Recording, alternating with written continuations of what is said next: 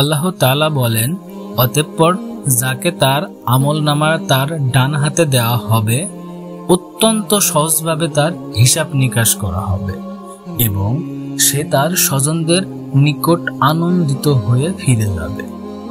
প্রথম আয়াতে বলা হয়েছে আমলনামা ডান হাতে দেওয়া হবে। ডান হাত দ্বারা কয়েকটি জিনিস বোঝায়। প্রথমত, আক্ষরিক অর্থেই ডান হাত।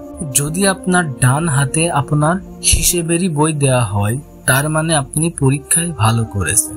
দ্বিতীয়ত, ডান হাত দ্বারা আরবিতে অঙ্গীকার পূরণ করাও বোঝায়, অর্থাৎ এই মানুষগুলো তাদের ওয়াদা পূরণ করেছে, তারা আল্লাহর সাথে কৃত ওয়াদা পূর্ণ করেছে, তাই তাদেরকেও আজ ডান হাতে বই প্রদান করে সম্মানিত করা হচ্ছে। তৃতীয়ত, ইয়ামিন অর্থাৎ ডান হাত দ্বারা ক্ষমতা এবং স্বাধীনতাও বোঝানো হয়।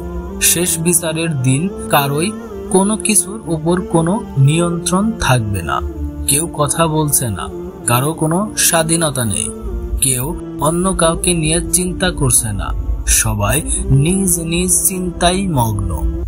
আর এই লোক যে ডান হাতে তার আমলনামা পেল, সে সবাইকে ডেকে ডেকে বলবে, হা উ মুকরা উ কিতাবিয়া, এই যে আমার আমলনামা, পড়ে দেখো, সবাই দেখো আমার আমলনামায় কি কি আছে।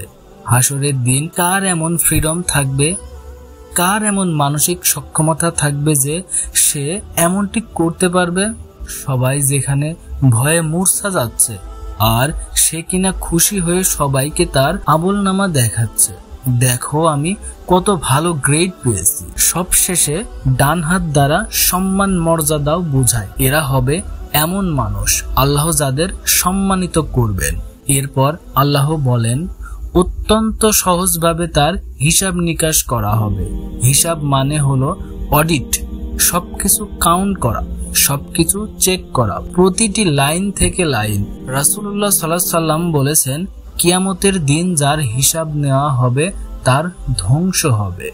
তখন হযরত আয়েশা হিসাবান ইয়াসিরা বা সহজ হিসেব সম্পর্কে জিজ্ঞাসা করেন। জবাবে রাসূল সাল্লাল্লাহু আলাইহি সাল্লাম বলেন, সহজ হিসেব হলো আনুষ্ঠানিকতা মাত্র, অর্থাৎ আপনাকে প্রতি লাইন বাই লাইন জিজ্ঞেস করা হবে না। কয়েকটি বিষয় দেখেই আপনাকে বলে দেওয়া হবে, আচ্ছা আচ্ছা ঠিক আছে, তুমি যেতে পারো, তোমার সমস্যা নেই। এরপর আল্লাহ জাল্লা বলেন, এবং সে তার স্বজনদের নিকট আনন্দিত হয়ে ফিরে যাবে। এখন এই আয়াতটি বোঝা একটু কঠিন, কারণ কারো কারো পরিবার তো ঈমানই আনেনি, যেমন নূহ আলাইহিস সালামের স্ত্রী এবং ছেলে। তাহলে আল্লাহ কিভাবে বলছেন সবাই যারা ডান হাতে আমলনামা পাবে তারা নিজ নিজ পরিবারের কাছে আনন্দিত হয়ে ফিরে যাবে? স্কলারদের মতে এখানে আহল অর্থাৎ স্বজন বলতে অন্যান্য মুমিনদের বোঝানো হয়েছে, কারণ ঈমানের বন্ধন রক্তের বন্ধনের চেয়েও বেশি মজবুত।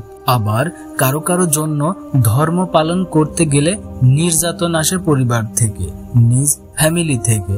আল্লাহ আজ্জা ওয়া জাল্লা কিয়ামতের দিন এদেরকে আরো উত্তম পরিবার দিয়ে ধন্য করবেন।